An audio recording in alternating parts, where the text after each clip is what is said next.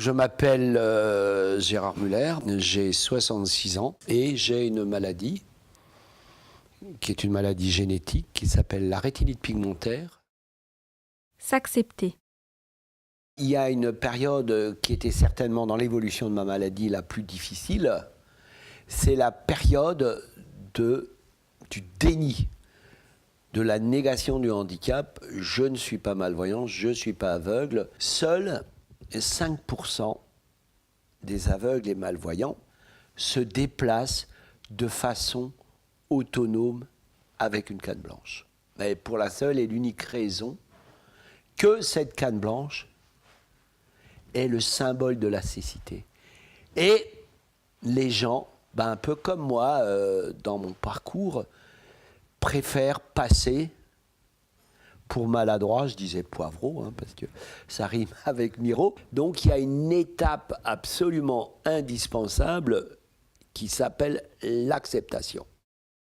Se dépasser. Pour faire sortir les aveugles de chez eux, moi la solution, je ne l'ai pas. J'essaye à travers ce que je fais de donner une autre image du handicap. On a fait des traversées de toute l'Europe avec une quarantaine de tandems.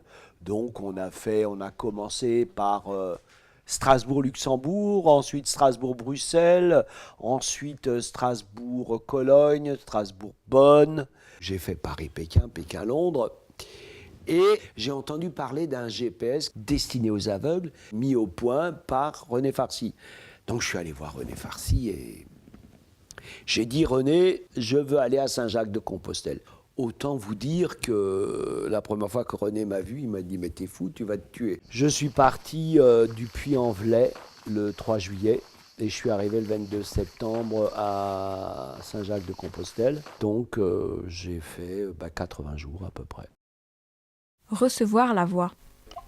Il y a la voix froide et synthétique de mon portable qui est un outil indispensable.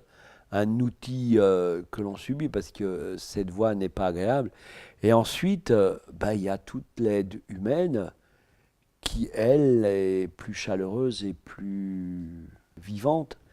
Et celle-là, elle est indispensable. Elle existe, par exemple, quand je fais du tandem. Elle est dans la lecture de mes livres audio. C'est une lecture de bénévoles, avec la chaleur et parfois des petites imperfections, mais qui sont très humaines et qui sont tout aussi sympathiques. Elle est plus agréable que la voix synthétique et surtout, cette voix me permet de nouveau d'avoir accès à des tas d'activités auxquelles je n'avais plus accès.